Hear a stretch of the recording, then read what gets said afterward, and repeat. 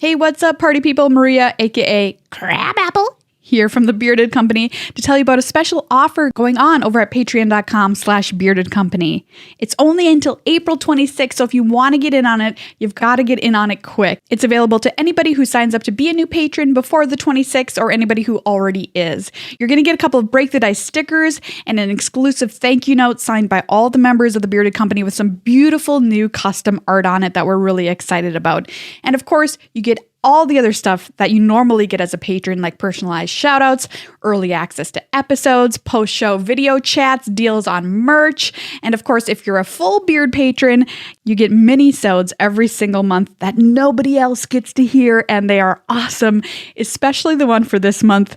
It is so hilarious. You really, really don't want to miss it. So I suggest becoming a patron. It also helps support the content that we create and helps us be able to keep making it for everybody out there in the world. If you can't become a patron, please, please, please consider leaving a review on Apple Podcasts. It makes so much difference, and tell your friends about the show because, of course, word of mouth is the best way to get other people to come and visit Shatterpoint with us. All right, enough from me. Here's the show. Greetings, mortals, and welcome to Break the Dice, an improvised podcast brought to you by the Bearded Company, where the fate of our heroes rests on the roll of a 20-sided die, where a 20 is a spectacular success and a 1 is a critical failure. This week, our players will navigate the Shattered Lands with the help of our NPCs. I'm MJ, and I'm an NPC. I'm Tyler, and I'm another NPC. And I'm Joe, and I'm your last NPC. MJ, Tyler, and Joe will assist me by playing all the people and magical beings that our heroes will encounter. I'm Alan, your game master. I've crafted a basic structure for our adventure today, which has not been revealed to our two main player characters. However, this podcast is completely improvised, meaning nothing is scripted and everything is made up on the spot, so I and the NPCs will only have so much control of where our journey takes us. This campaign, our heroes are... My name is Crabapple. I'm a warlock fletchling with the alignment of chaotic neutral. And I'm Malone, a human monk with the alignment of lawful good. Our magic item for this week is the Dice of Predictability. Previously on Break the Dice, Malone heads beneath the Red Grove with the help of the spirit of Constable Vicar. They lead Crabapple out of the shadows and back into the Shattered Lands. Come on out of there, you little shadow creature. Come on. I've been trapped inside this shadow space for so long. Just giving myself high fives. Thank you. They track down the constable's body, but after it had been assaulted by monsters loosed by the scoundrel Rupert Phranchesca. You better watch your back because I'm going to unleash a fury on you. Before passing to the next world, the constable deputizes Malone and Crabapple, hoping that if he can't, they might bring order to Shatterpoint. You're gonna have to do it yourselves because, my soul's going away. All right, we're a team. Yeah, and I'm gonna wear my badge up my butthole. Perfect. Our story begins in the streets outside of the Fall District, where Crabapple is investigating a bag full of rainbow-colored leaves. Malone, look at all these colored leaves in here. Yes, they're beautiful. What do you think they do? Well, I don't know, but the way I test anything is to put it in my mouth. That makes sense. Alan, I'd like to do, I don't know what kind of check this would be, but I want to eat this leaves. Yep, you got a 4 in your Constitution save. Malone, no. You watch as Crabapple, her body is mostly like a black shadow and her eyes are this pure white. But her eyes change from white to yellow to green to red to yellow to blue to green, just back and forth. You're seeing the colors changing. And Crabapple, you're watching as leprechauns erupt from the ground around you and start handing you bags full of gold. Oh, thank you, Mr. Leprechaun. More gold for you. There you go. More gold here for you, too. Everything you see is real. Especially us. Crabapple, who are you talking to? Oh, Malone, I've got these great new friends. Oh, wait, what? Don't talk to him. Murder him. Oh, that doesn't seem very nice thing to do. Yeah, it'll be great. Let blood flow from his eyes. Oh, flow the blood, please. Flow the blood on down to our shoes. We'll give you more gold. Well, geez, I normally would take you up on this offer, fellas, but you see, he's my deputy. He's the sheriff, and I'm his deputy, and we kind of got like a symbiotic relationship going on. Oh, wait, the cops are here. We gotta go. All right, we are going to do some hot stuff right in front of you, but we're going to go instead. Bye. The two leprechauns jump onto a rainbow and escape off into the distance, following the arc as it disappears. Bye! Her eyes return to normal after the small dose. Malone, I don't feel so good. Crabapple, maybe we shouldn't take any more of those leaves. It was awfully fun, though. You want to try it with me? Maybe if we do it together, I won't feel as bad. Well, I guess it could be a bonding experience. Yeah, that's what I'm We do saying. need to have teamwork. Exactly. We're going to solve crimes. Malone, the tip of your staff begins to glow as you recognize that a spirit might be near its body. Oh, wait. All right, we'll have to play with the leaves later. We've got a mission. Oh, a mission. A very second mission. But our first is Sheriff and Deputy of Shatterpoint. That's true. It's very special. The spirit inside the staff begins to vibrate, and a small specter of a man wearing like a long trench coat with bulging pockets that comes out of the staff and looks around to try to see where he might find his body to reattach to. What? Hello there. Hello. What's your name? My name? Timothy. Oh, hello, Timothy. Thanks for coming out of the staff. I say, is your... Who the hell are you? Did you steal my soul? Oh, well, it depends on how you look at it, I guess, but... I was in your staff, so I feel like you stole my soul. Look, aren't all people technically in somebody's staff before they become human? Well, that depends on which religion you've practiced, but we haven't settled all that yet, but Wait, regardless... hold on. I need to do a wink check at the end of that joke, because I winked pretty You hard. got a 1 on that wink check. You blink with both eyes. Timothy would like to reach out and just grab Crabapple and lift them up. You got a 12, and Crabapple, you notice that most of these spirits, when they interact with the real world, don't actually touch things, but as the spirit reaches out and grabs you, it makes some type of contact. These spirits can physically contact you, and as the hand grabs you and lifts you up on the ground, your eyes turn green, and you see another version of this man in the trench coat running down an alley, and over his shoulder you hear the panting of maybe an ape, maybe a gorilla, as he's running through the snow, and you hear a roar behind him as he's panicking, running through the streets. Put me down, mister. I'm sorry. I'm super sorry I made a really crass joke. But I know how you died. What? Or almost died. Wait, what? What? Tell me now. I saw you running down a street in your weird, creepy flasher trench coat pursued by a gorilla. Well, that was my profession. But I was off duty that day. Wait, you make money from flashing people? It's a long story, but my grandfather and his grandfather... we have time. Go ahead and tell us. You see, long ago, when Shatterpoint was just a small town, just of fishermen and fisher people, some of those people got their jollies from a good flashing. They would hire me to flash their partners, and I would run into the streets and flash them, but my grandfather started it all. You see, my grandfather's grandfather started it all, and then my grandfather, and then my father, and then me, and well, we're a family of flashers. The flasher family is what they call us. Wow, so how much does it cost for a good flash? How much you got, little one? Malone, can we buy a flash from the sky, please? Yeah, you want to buy a flash from me, stick man? Well, how come everyone we meet won't ever give us a price? They just ask, how much do you got? Malone, you have a 16 on your perception check. You hear the sounds of an ape and a gorilla and a man screaming a few streets over back in the Winter District. Sir, as much as I'd like to get to know you better, I think we better get going because your body's running away. Yes, you'll get to know my body better later for sure. Let's go find my body. Alan, I want to do another wink check. You got a 12 on this wing check. You get one eye closed this time.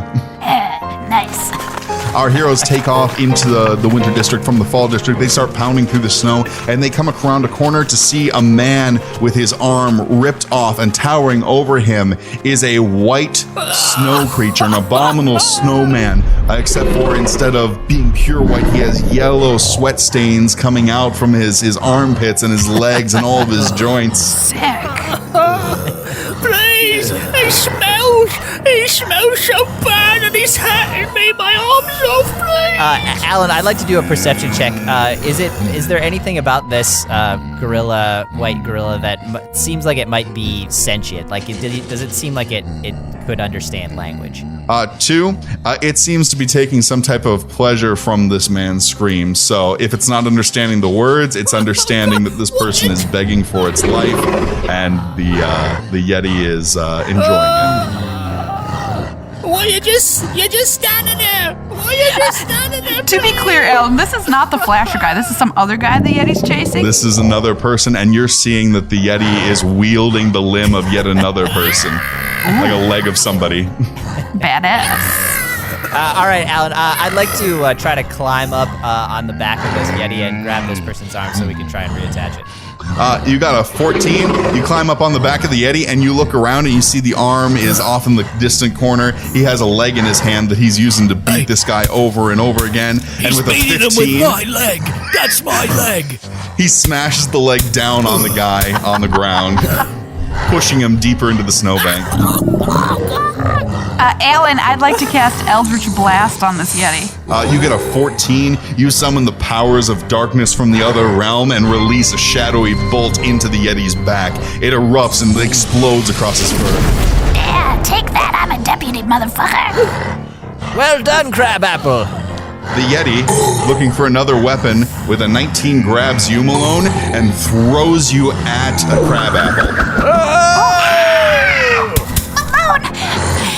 Why are you throwing yourself at me, Malone? Well, sorry, I didn't mean to interrupt you, kind sir. What were you going to say? No, it's okay. He just took my other arm. Well, I'll take his arms. Alan, I'd like to use my knife hands and crawl up to the Yeti and try and saw off one of his arms with my knife hands. You got a 13 on your check. You crawl up the side of the Yeti's back, and you take your hand, turn it into a blade, and start chopping into its arm. You get down into the sweaty pit stain of the thing, and it's getting gross. The Yeti, with its other arm and a 16, grabs your body, Crabapple, and stuffs you down into the snowbank, takes its other arm that's kind of loose and buries you in the snow.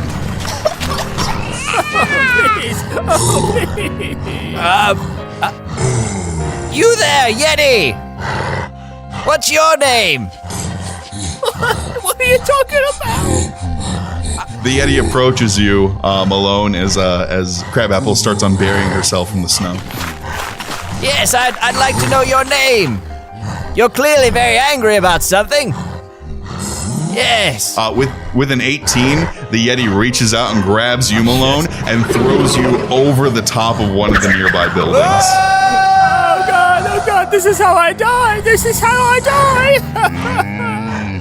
Alan, can I cast Unseen Servant and have my servant distract the Yeti and have him chase it in another direction? Yeah, you got a 16. One of the shadows pops up into kind of a form-made manifest, and it looks to you, and you point, and the shadow starts running off, and the Yeti starts galloping on all fours after your unseen servant.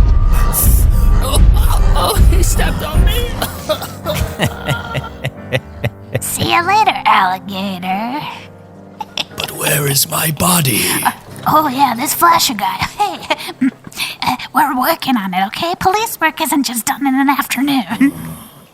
The man before you is missing both of his arms and is bleeding out in the snow. The snow's turning from white to red. Hey, buddy. I feel really bad about your arm situation. Alan, I would like to pick his pockets. You got a 19 on your sleight of hand check. He's not able. He doesn't notice because of all the shock and pain that you are robbing him blind. Just let me give you a tiny little shadow hug, friend.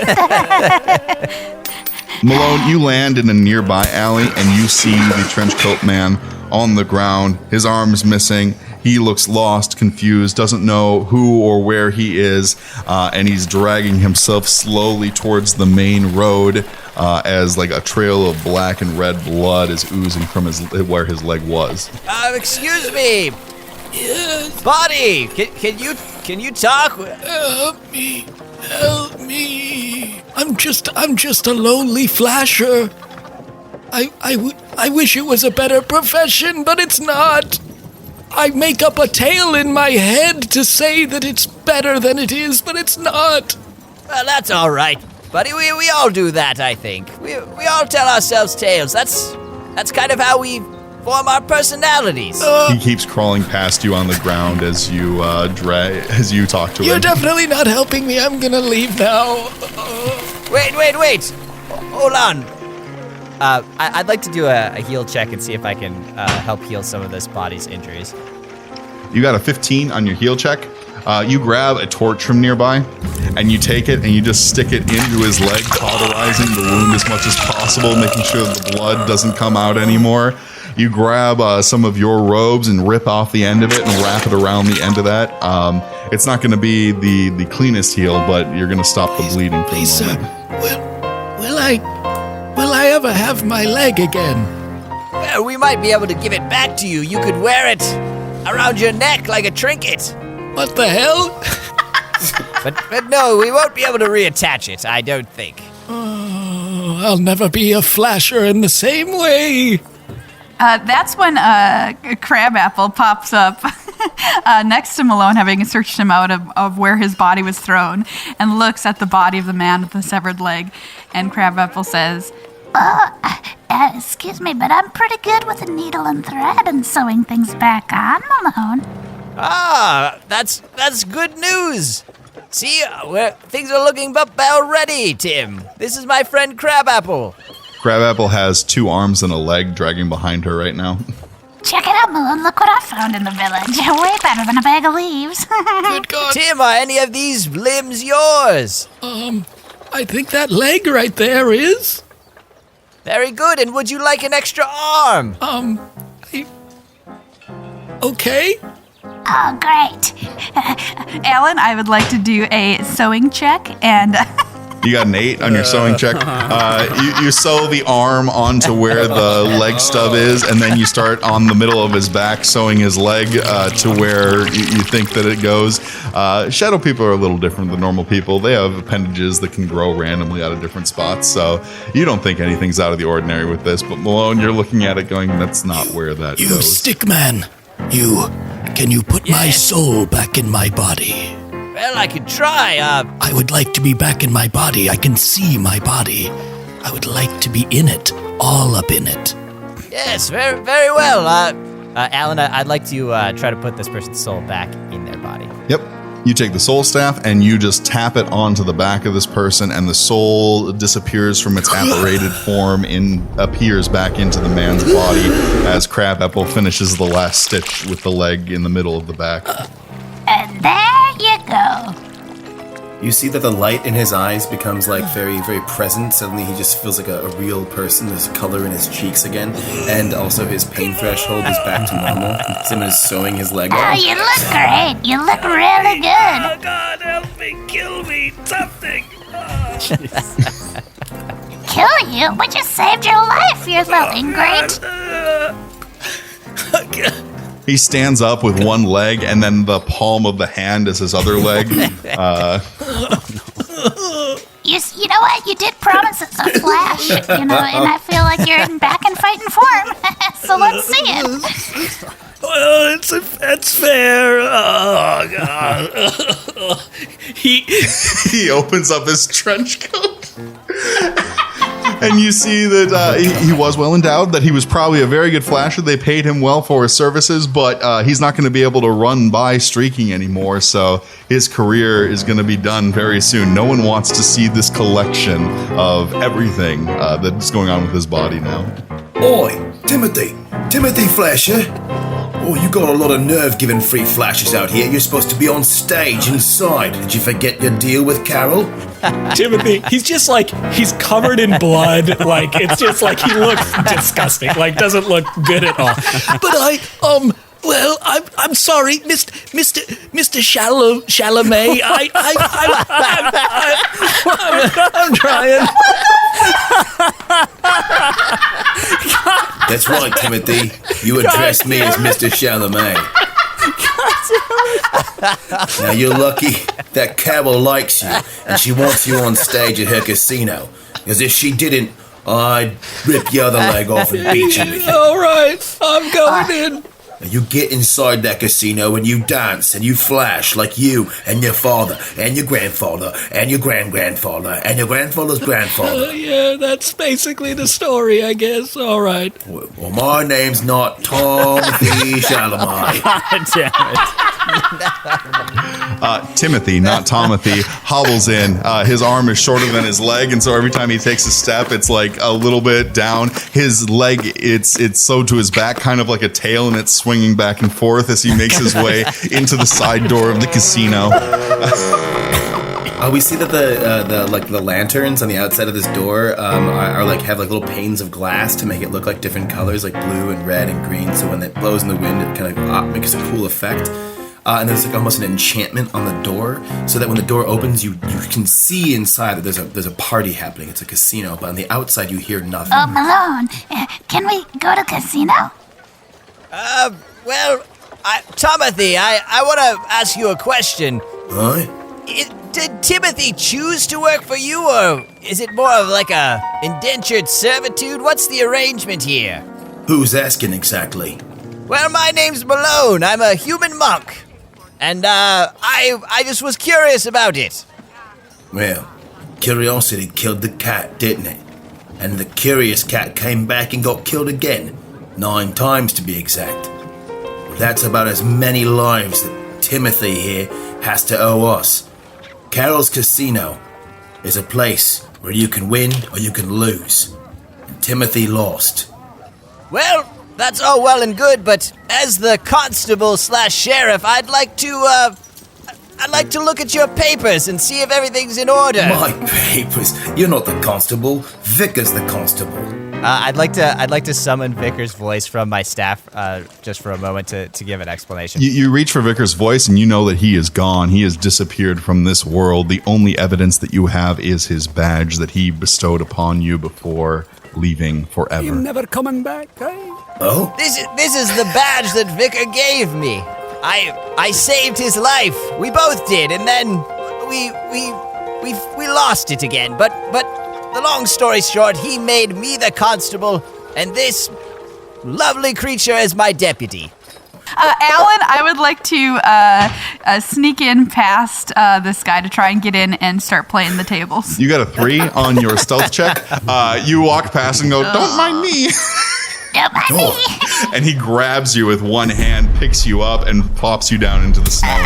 At that moment, around the corner comes that Yeti. It's found them again and is stomping down the street.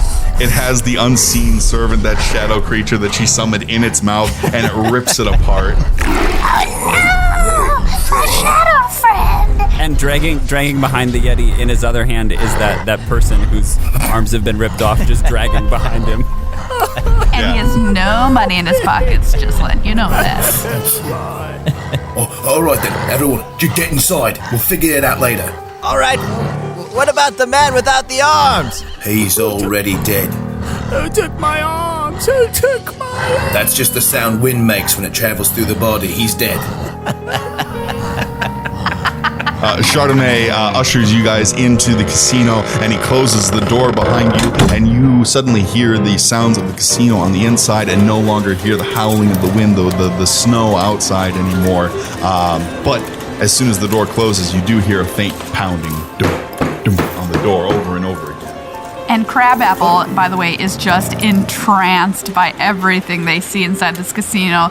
Bright, happy lights, people playing games, the mead is flowing. Circles and squares here. Step on up for circles and squares. 35 on red, 35 on red. There's a dice game right next to you, Crabapple, and on the table it says double your money. Oh boy. All right, this is where you can double your money. Come in. Come on over. Malone, please, can I play double your money? I would like to double my money, you see. All right, you can play one game of double your money. But that's it. You there, you little shadowy figure. Yeah. Would you like to double your money? I would just love to double my money. Thank you for asking. Then how much money would you like to double? Crabapple reaches into their shadow pocket, which is aka their butthole, and pulls out all of the money that they stole from the guy whose arms were ripped You off. empty out 5 silver and 20 copper down onto the table. The dealer picks up a set of dice that glow in his hand, and he casts them across the table. And you see losing numbers coming up. You see Snake Eyes coming up, and he grabs all your money off and puts it into like a little lockbox on the side. Looks like you didn't double. Not this time. Yeah, but I rolled. Would you like to try I again? rolled doubles, so that's doubling my money, right? No. That's doubling nothing for you, my little friend. What the heck? Okay, do you take? Can I give you this bag of drug leaves? Do you take that? Yes, what types of leaves are in there? They're super special leaves that you can make you see leprechauns and all sorts of strange things. In the background, over the distance, you hear the sound of a microphone kind of squeal, almost like the sound of like something like just kind of drawing the attention of the room. And you see Timothy now has a small bow tie he has put on to introduce the show. All right, everyone. You know him. You love him. You love seeing him. You love seeing more of him. You love seeing his grandfather's grandfather's grandfather. Bring him to the stage. Timothy Fletcher. We know that guy. Timothy howls out, and again, he has one leg and one arm for his lower limbs. What the fuck's wrong with his leg? As he does his spin around the front of the stage, his leg kind of limp goes and smacks somebody across the side of the face in the audience. That's what I got for sitting close. Yeah. You like that? You want more? Oh my god, what an artist. What a true artist. All right. Are you ready for the show? Here it is. Whoa. In the crowd, Everyone's just silent in the crowd. there's a couple of people holding their hands open like they were going to clap, but they never did it. They're standing shocked. And he kind of like tries to balance on that hand, and it's just like he's like kind of doing it, but it's like really creepy and kind of disgusting. In that dead silence, you're hearing the sounds of like a thudding going up the side of the building, and then looking up in a skylight, you see the Yeti pounding on the glass, trying to get in. There's some type of magical enchantment that has a barrier between these two worlds, but the Yeti is trying to like break into the casino. Crabapple, I must say we've had our fun, but now I think we have to get back to the duty of protecting the town. What are you talking about, Malone? I haven't had hardly any fun today. But wait, would you like to try one more game? There's one more dice game that's a little different. Yes, please take my drug money and let me play. Crabapple puts the Taste the Rainbow on the table. Here, you, friend, would you like to join?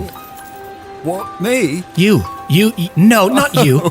No. Oh, sorry, did you mean me? That monk. I'm sorry, you was no, not pointing you. in my direction. No, me too. The monk. The monk. I was focused on what was happening on stage, but Please I'm shut sorry. up. The monk, Anyway. please. Yes, all right, but Crabapple, after So this, not me we then, have to right? go save... What was that? Not me then. I'm sorry, did you say my name again? No, I thought it was me. No, I didn't. I'm sorry, I'm trying to No, watch the have show. a drink. All It's right. quite disturbing. I'm off to go then. Anyway, yes, we'll play one more game, but then we have to save the town. That's the deal, all right, Crabapple? Oh, great. Thanks, Malone. I promise that this will be the last game. Have you ever experienced the dice of predictability? I haven't ever experienced any dice, mostly. He pulls out one glowing 20-sided die. Now this you are in control of in some way. You get to ask the question, and I get to roll the dice for you. Choose wisely what you ask. This will but predict your future. What number do I want? What number do I want to hit? 1 is not good, but a 20 is quite good. Okay, Malone, what should we ask it? Crabapple, ask it if you'll ever learn what morality is. Alan, can I do like a perception check on this dice? Is that a good question? You got an 11. You don't know what this dice does. This is the first time you're encountering it. It could, give you a true answer. It also could be a flashy thing from a casino that means nothing. Malone, I don't know the answer to that already. Shouldn't we ask it something we know is going to come up 20s? I see. I may be able to offer a small bit of advice. I see that you have a friend outside. That one right there, pounding on that glass. The Yeti is turning red in the face. Its yellow armpit stains are getting longer and longer along its body as it gets more and more worked Just up. smears that face of that man across the glass. You will not be able to leave here without having to encounter that beast again. If I roll low, is that what you mean? If you ask the question, the dice will tell you. All right, well, let's ask if will we be able to be friends with that Yeti? An intriguing question. As he starts to roll the dice, a small crowd sort of gathers around the table. This is sort of a heightened moment. Nobody brings out the dice for just anyone. And you realize slowly that as you look behind the bar area, you see a large portrait painting of this very dealer holding that dice, and it says Carol's Casino. Oh, it's Carol. The dice cascades across the table, bouncing a few times off the rims, and it lands in the center with a 16. And the dice speaks and says to you, that Yeti already has a friend, Rupert Phranchesca. Malone, Rupert Phranchesca, that's that guy with the knife that we met just a little while ago. Yes, thank you for reminding me, Crabapple. No problem. Perhaps we should go talk with this Yeti then. If you think so. I'd like to. Is there a way that we could like get onto the roof like easily? Is there like a stairways or anything we could take that would get us to the roof? As you look around, Carol motions to a drapery, and she pulls it back, and you see a ladder that leads up to the roof of the casino. And as she does that, she pops one of those leaves in her mouth and just like goes on a journey, man. She comes in colors everywhere. She comes in Hey, Carol, we haven't seen you in a while. Alan, I would like to use my disguise kit that I have to disguise myself as Rupert Phranchesca, because if Rupert Phranchesca is Yeti's friend, I want to look like that. Snaps. You got a 14 on your disguise check. Oh, yeah. You look like Rupert as you climb your way up to the roof. You get your clothes to kind of look like his black ranger leather garments. You get a knife to grow out the side of your hand so that it looks just like him as you pop open the roof. And again, you hear the wind roaring outside. The sounds of the casino are dying out as you stick your head out the top, and the Yeti turns to you and recognition flashes across his face. Crabapple, pretend I'm your prisoner so that it's even more believable. Good idea. Hey, Mr. Yeti, it's me, Rupert Phranchesca, your friend. Yeah, you remember me, buddy. I really need you to do something for me. Can you do something for me, buddy? The Yeti nods. Okay, you know, I got a favorite thing that I carry with me everywhere. It's this knife, right? Okay, I want you to take it. The Yeti reaches out and grabs the knife. The knife is about the size of one of his fingers. Okay, great. I know it's small, so this might be tough, but what I need you to do is take it and slit your own throat. You got an 8 on your bluff check. Yeah. That's about right. God. The Yeti like motions across his throat and thinks this would be very dangerous. And then he drops that knife, grabs his other weapon, the man with no arms, and with a 17 smashes you down against the roof with that body. You are bloodied, Crabapple. Oh no, Malone. That was all I got. Alan, I'd like to climb on top of this Yeti's back again, and I'd like to, if I can, get my arms all the way around its head and try to, like, meditate, like, in a little cocoon around its head. You got a 5 as you make your way up its back. It is rampaging on the roof. It is not like being lied to, and you are like riding like a cowboy at a rodeo on the back of a bull and just barely hanging onto its fur as it's galloping across the roof, trying to get you off. With a 17, he just takes his entire body, pushes himself off the roof. Knowing that you're on his back, he just kind of uses you to land on in the alley below. You are also blooded, Malone, as you guys crash against the ground. As they are on the ground, out the side door comes Timothy. Hey, Yeti, come here. Come and get me. You want something? Come and get this. And Timothy flashes the Yeti. The Yeti gets a 2 as it runs after Timothy to attack him. Timothy closes the door real quick, and the Yeti is pounding on the side of the door. Alan, I'd like to cast a form of dread to heal and transform it into something that might scare the Yeti. Okay. You turn into your form of dread. The shadows around you start to make your body grow. Extra arms and limbs pop out of you, but the Yeti gets a 14 on its will save. It is not frightened by you. Instead of going through the door, it starts climbing its way up the side of the building. I'm super spooky though. Alan, I'd like to do a perception check. Is there anything around that this Yeti might like to eat? Like something beyond, besides a human? You got a 15. There is snow, blood, and limbs, and the body of the man who is expired. You're thinking what you're hearing from him is no longer words, but just air escaping his corpse.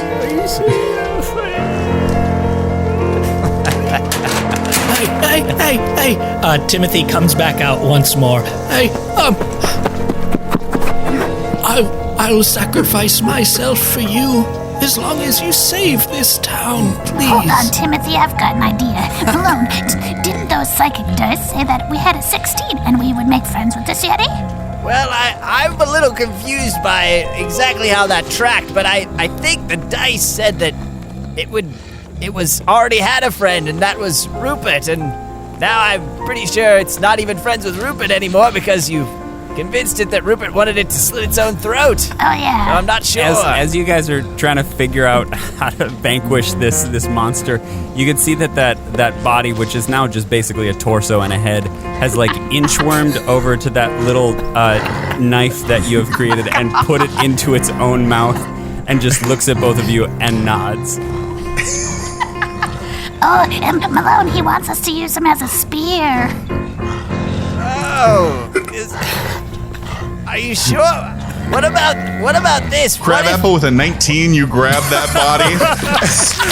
You orient the knife so it's sticking out the front end, and with your 4 arms, you just take the entire body. The Yeti is pulling itself up over the edge of the roof as you stick the entire body, knife first, down the throat of the Yeti.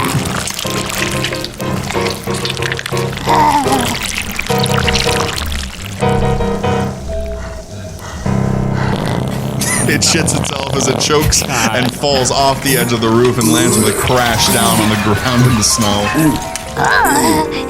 Guess it goes to show you, Malone, never try to be friends with anybody. Just stab him in the throat with a guy with a knife in his mouth. Yes, I guess that is the lesson we learned today.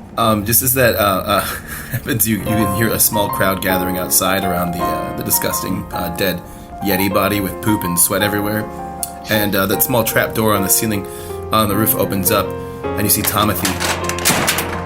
Well done. You could get a job here as a bouncer if you weren't already terrible constables. If you come inside, Carol will see you now. Oh, Carol will see us, Malone. All right, let's go. Crabapple climbs down from the roof and Malone uses the side door. You both end up in the casino as Carol is emptying it out. You see bouncers also with bow ties are just ushering everybody else out of the room, so you are left alone in the empty casino with Carol. There's more to this story than you realize. Yes. Shatterpoint has a much darker history than you're aware. And Rupert Phranchesca, He's at the peak of it all. Well, we're the sheriff and the deputy. Why don't you tell us what's going on and we'll catch all the bad guys and run them up for you. There have been 102 sheriffs in this town's history, and everyone has failed. Everyone has failed to beat Rupert Phranchesca. You have shown might, but Rupert will unleash things far greater than just a sweaty yeti. That was Rupert's doing? Everything is Rupert's doing. Well, Carol, is there any sort of wisdom you could offer us that might help us in our quest to save this town? The one thing I can tell you is that Rupert is somehow attached to Shatterpoint. Attached in a way that I don't believe he can detach himself. I'm not sure he can leave. Oh, that's a good clue, so it means he's around here somewhere, Malone. Yes, that is helpful. Thank you, Carol. Alan, I'd like to do a handshake check with Carol. You got a 5 on your handshake check. You're still pretty sharp in your form of dread, and as you reach forward, Carol steps back away from your awful... Timothy steps right in front of Carol and gets a little stab from you. I'm like, no. Sorry. Carol initiates handshakes around here. I get it. Please, if you are willing, we will accept your help. Are you willing? Malone and Crabapple. Under one condition. And what would that be? I would like your glowing magical dice, please. The dice of predictability. It's yours. Carol hands Crabapple the dice of predictability, and with that, we will find out what Crabapple predicts in the next episode of Break the Dice, the improvised campaign. Break the Dice is a podcast brought to you by The Bearded Company. The Bearded Company is an improv company with groups in Minneapolis and Los Angeles. Help support the show and get great rewards, especially now during our Nat 20 month through April 26th, by becoming a patron at patreon.com/Bearded Company. Today's cast included Game Master Alan Voigt. Crabapple was played by Maria Bartholdi. Malone was played by Tyler Mills. Our NPCs were MJ Matheson, Tyler Michaels King, and Joe Rapp. Improvised music was provided by Jack Barrett. Today's episode was produced and edited by Maria Bartholdi and Joe Rapp. And now, the Table of Legends. Wow, well, hello there, travelers. Hey. Would you like a pint? Oh, yeah, I'd like a pint. Yeah, I'd take a pint. Yeah. Let me pour you one. Martha and Brandon are going for the day. Oh, yeah, this is Martha's Mead, isn't it? Yeah. Here you are. I don't have any money. But can I entice you? Look at the sign here. We can't read. Oh, it says you can give us a story. Oh. You got one? Well, that's perfect. That's what I was going to offer. All right, here it comes. Very good. Tell us your story. Well, have you ever heard the story of No One Wants This? Excuse me. Is that a name or is... It's a name. No one No, wants then I haven't this. heard that story. It's a name. Please do share. Yes. Even though it sounds as if this person might be very sad or lonely, they are not. No One Wants This was the most popular person in all of the land. Couldn't help but being hounded because of their skills in archery, swordplay, and wit. Are you telling me true? Oh, I'm telling you true. They were in the archery, swordplay, and wit festival and won 18 years in a row. That's a lot of years. They had to shut down the festival because they would have just kept winning. That makes sense. I've never heard of it. Yes, they had a different name at the time, but they changed it to No One Wants This so they wouldn't be recognized quite as much anymore, but we know about No One Wants This. The most popular, most talented person in the land. Fame will get ya. That was a beautiful story. Mine's a little bit different. My story's about Sophie. Sophie has murdered more people than anyone else in the history of this world. And the way that Sophie did it was they were very, very small. Smaller even than a speck of dust. And they would How do you get that small? No one knows. That's what makes Sophie so terrifying. I bet that's a potion. No, it wasn't. I already asked that question. Shit. Anyway, Sophie was floating along in the air without a care in the world. And they would come upon a person and they would plop down on their eyebrow, perhaps, or on a nose hair. And slowly, over time, Sophie would eat that person from the inside out. It took years, but Sophie's immortal, so they had the time. Jesus. And that's my story. Oh my God. I think you have to leave. Can I stay? Good Lord. Well, I tell the stories I tell, and I don't apologize for it. Oh, you're still Ta-ta. here. Get out of here.